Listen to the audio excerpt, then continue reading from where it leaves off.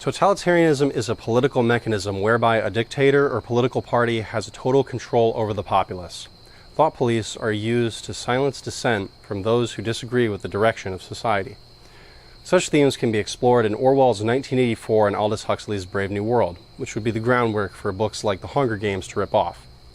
Both of these novels take place in a dystopian and totalitarian society where the masses of lemmings are controlled, complacent, and incapable of any original or critical thought. In 1984, the people are controlled explicitly through fear and surrendering their individuality to a highly collectivist state. And if they refuse to conform, are sent to what is ironically called the Chamber of Love, where they are tortured. In Brave New World, on the other hand, people are controlled through a pleasurable complacency. People engage in orgies and are addicted to soma, similar to how in America today we are sedated by the likes of Big Pharma. Both of these scenarios remind me of the state of affairs in America today. Our humanity is reduced from its ambitious, Faustian, and adventurous spirit to becoming a mass of brainless consumers. Big tech platforms censor people whose political opinions they don't like, for instance. In the words of George Carlin, our current rulers, they want obedient workers, people who are just smart enough to run the machines and do the paperwork and just dumb enough to passively accept all these increasingly shittier jobs with the lower pay, the longer hours, the reduced benefits, the end of overtime, and the vanishing pension that disappears the minute you go to collect it. In Orwell's 1984, the totalitarian elite of Oceania create a complacent and obedient mass so that they can maintain the facade of lies and corruption. Words are removed from the dictionary. Children are encouraged to snitch on their parents, and the highest aspects of humanity are eradicated. It has often been remarked that 1984 was supposed to be a work of fiction, not an instruction manual. The scenario isn't all that different from our current system. Our universities are being dominated by social justice warriors, with anyone to the right of being Karl Marx being the scapegoat of their puritanical witch hunt. Safe spaces are now on campus that once embraced the classical liberal values of freedom and conscience and questioning dogma. Much like in 1984, screens and recording devices are ubiquitous. In Brave New World, the state controls the people through pleasure.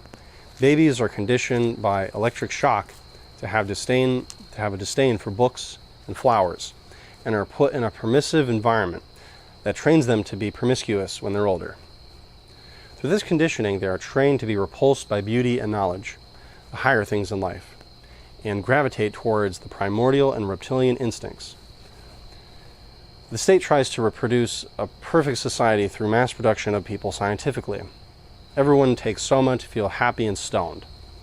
That pretty much sums up my semester dorming on campus.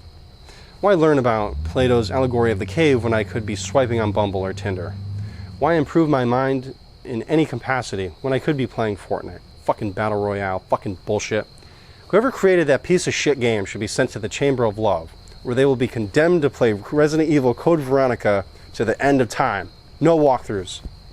Brave New World can also be seen as portraying a dichotomy between being happy or being free. Both of these novels piqued my curiosity and pushed me into a path of truth-seeking about identity, power, and corruption in our world as well. Along the way, I discovered that the purpose of philosophy isn't just a series of abstractions and academic handiwork, but to share experiences and to build understanding. Tomorrow's leadership will be free from the reign of plutocrats and instead built upon the wisdom and guidance of the philosopher kings. So that was today's episode on totalitarianism. I hope you enjoyed it. Very spooky subject. Woo! So, I hope you're staying sane during the... I also hope that you're staying sane, given the insane circumstances of our world. I mean, when's it ever really, not insane? And you can check us out on the usual platforms, YouTube, Instagram. I plan on getting a few of our videos up on BitChute, though we have a few of those there. But I tend to be a bit more active there on the future. Maybe Minds and alternative platforms. But yeah, if you would like to support us.